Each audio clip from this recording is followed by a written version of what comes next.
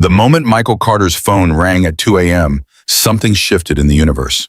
The harsh electronic chirp cut through the quiet darkness of his small living room, where he'd fallen asleep on the couch, a half-empty beer on the coffee table, and the television still playing on mute. His body, trained by years of middle-of-the-night emergencies with his daughter, snapped to alertness despite the bone-deep exhaustion from 14 hours at his auto shop. The number on the screen wasn't familiar. Nobody called at this hour unless something was terribly wrong. His first thought was Emma. Had something happened at her friend's sleepover? His heart rate spiked as he answered. A woman's voice, breathless and broken by silent sobs, came through the speaker. "Please, I need you. Memorial Hospital, room 32. Please come now." Michael sat up straight, instantly alert. "I think you have the wrong number." "James, is that you?" The voice sounded desperate, afraid. "Please, I'm scared. I don't want to be alone." Something in those words, that raw fear and desperation, struck Michael somewhere deep and forgotten. 4 years since Rachel's death, and still he remembered that cold, hollow feeling of facing the darkest moments without someone beside you. The crushing weight of solitude when the world was collapsing. "I'm not James, but I can come. Just hang on, okay?" He hadn't planned those words. They simply materialized as though some better version of himself had momentarily taken control. The line went dead. Michael stared at his phone, wondering if he'd just hallucinated the entire exchange. Then reality settled in. What was he thinking?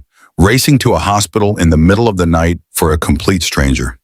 Some woman who dialed the wrong number. Michael looked up at the framed photograph of Rachel on the bookshelf, her smile frozen in time, eternally 36. What would she think of him now? The once promising mechanical engineer, reduced to an overworked auto shop owner, falling asleep on the couch because he was too tired to make it to bed, living in an apartment too small for a growing girl, barely keeping his head above water. Would she be proud or disappointed?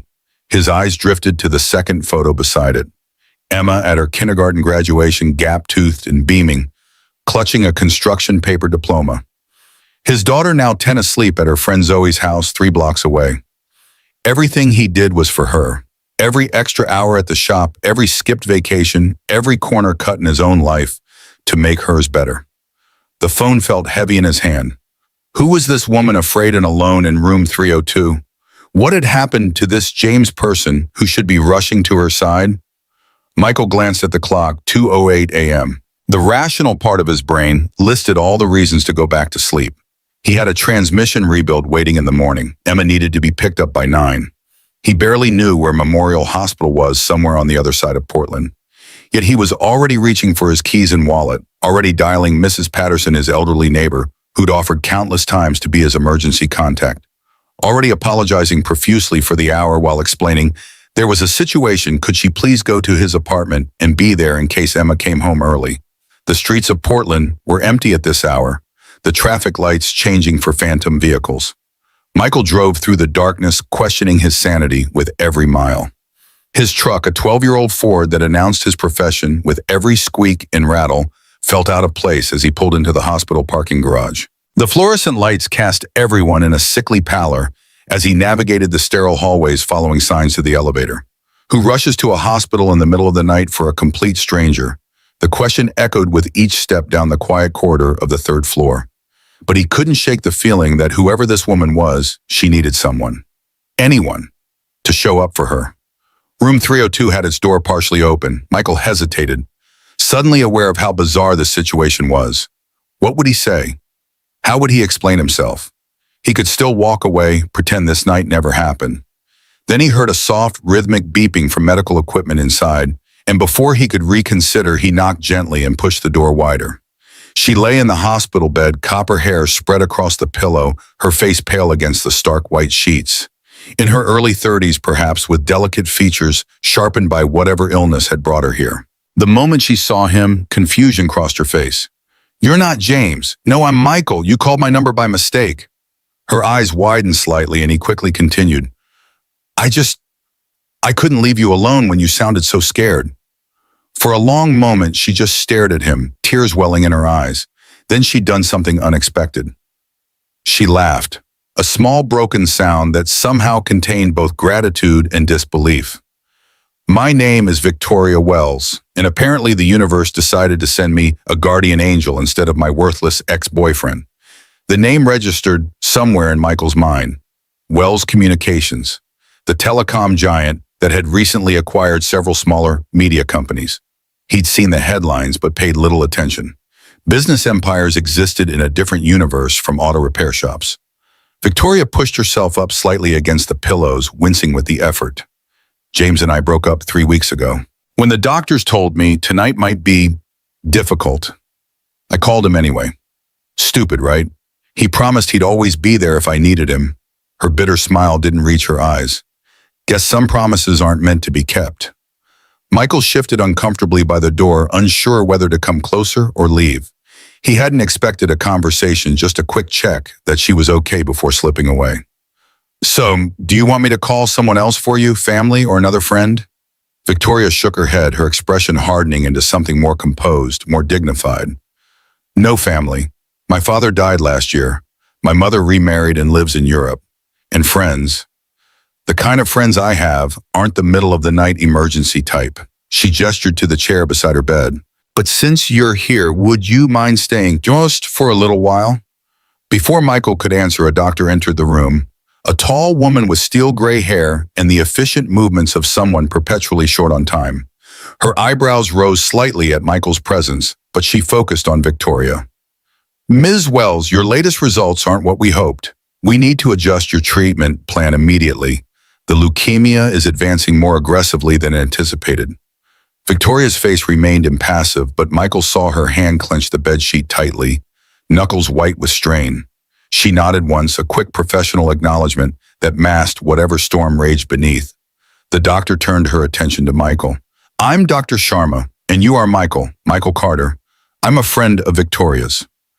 The lie came easily, smoothly, surprising himself with how natural it felt to claim connection to this woman he'd met 5 minutes ago. Dr. Sharma nodded, seemingly satisfied. Well, Mr. Carter, your presence is fortunate. Patients with support systems tend to respond better to treatment. Perhaps you could step outside with me for a moment. In the hallway, the doctor's professional facade softened slightly. Ms. Wells has acute myeloid leukemia. We've been treating her for 3 months, but tonight's results show the cancer is becoming resistant to our current approach. We're moving to a more aggressive protocol immediately, but I need to be frank. The next 48 hours will be critical. Her body is weakened from previous treatments, and this transition period carries significant risk.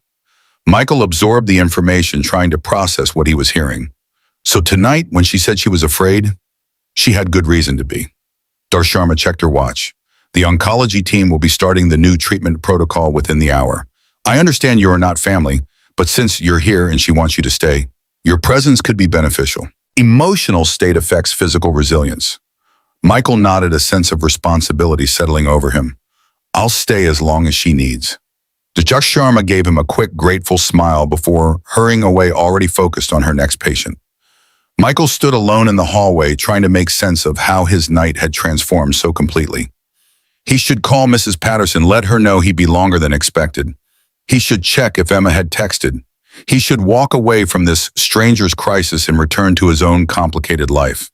Instead, he took a deep breath and re-entered room 302. Victoria looked smaller, somehow more vulnerable than she had just minutes before. The professional mask had slipped, revealing the fear beneath. Did Dr. Sharma give you the critical condition speech? Most people run for the exits after that one. I'm not most people. Michael settled into the chair beside her bed, surprising himself with his own certainty. So Victoria Wells of Wells Communications, tell me how a telecom heiress ends up alone in a hospital at 2 a.m. Her eyebrows rose slightly. You recognize the name. Most people just think I'm some random Victoria. I read newspapers occasionally. Michael shrugged. When I'm waiting for parts deliveries or oil to drain. Though I'll admit business news isn't usually my priority, Victoria studied him as though seeing him properly for the first time. And what is your priority, Michael Carter, who answers wrong numbers at 2 a.m.? My daughter Emma, she's 10. The answer came without hesitation, the simple truth around which his entire life orbited. Everything else is just details. Something in Victoria's expression softened. Tell me about her. And so he did. For the next hour, as nurses came and went, preparing for the new treatment protocol, Michael talked about Emma. about her science fair project on automotive engine efficiency, about her obsession with vintage cars despite being too young to drive, about her struggle with math but her gift for mechanical visualization, about the weekly movie nights they'd maintained religiously since Rachel died. In return, Victoria shared fragments of her own life, the pressure of being Wells Communications' sole heir, the board members who questioned her every decision since her father's death, the ex-boyfriend who couldn't handle her diagnosis, and the friends who disappeared when cancer made her less fun at parties. It was strange how easily conversation flowed between them. Two people from entirely different worlds, connected by nothing more than a misdirected phone call and the quiet intimacy that sometimes emerges in hospital rooms at ungodly hours. "The doctors say I might not make it through the night," she told him bluntly after they'd been talking for over an hour. "That's why I called James. I didn't want to die alone." Michael felt his heart drop to his stomach. This vibrant, funny woman he'd just met might not see the sunrise. The unfairness of it hit him like a physical blow. "Then I'll stay." His voice was gentle but firm. No one should be alone for this. What he couldn't have known was that his decision to stay that night would set in motion a chain of events that would lead to blackmail, betrayal, and eventually a love story neither of them could have anticipated. Victoria had survived that night, defying her doctor's predictions. When morning came, the critical period had passed, her body responding to the new treatment protocol better than anyone expected. She'd asked Michael for his number. A deliberate exchange this time, not a wrong number in the dark. "I don't know how to thank you," she'd said, her voice stronger than it had been hours before. "Most people wouldn't have come. Most people haven't been where I've been," he'd replied, thinking of those first terrible nights after Rachel's death. "Take care of yourself, Victoria Wells." He'd walked out of the hospital thinking that was the end of their strange encounter. He had a daughter to pick up, a transmission, to rebuild a life to return to. He couldn't have been more wrong. 3 days later, as Michael was closing up Carter's auto for the night, a sleek black car pulled into the lot. The driver, a stern-looking man in a suit that probably cost more than Michael's monthly rent, approached with an envelope in hand. "Ms. Wells requests your presence at her home tomorrow evening at 7 p.m. The address is enclosed. She said to tell you it's important." Michael had almost declined. His life was complicated enough without getting involved with a billionaire heiress with health problems. But curiosity, and if he was honest with himself, concern for Victoria, had won out. For the next 24 hours, he'd found himself distracted, wondering what Victoria could possibly want. Emma had noticed his preoccupation during their morning routine. "Dad, you put orange juice in your coffee and cereal in your lunchbox. What's wrong with you today?" He'd laughed it off, but the question lingered. What was wrong with him? Why was he so intrigued by a woman he'd spent just a few hours with, a woman from a world so different from his own that they might as well be different species? The Wells estate had been everything he'd expected and more. A sprawling mansion overlooking the city with manicured gardens and security that made Fort Knox look like a playground. Michael had felt wildly out of place in his clean but worn jeans and button-up shirt as a housekeeper led him through marble hallways to a sunroom where Victoria waited.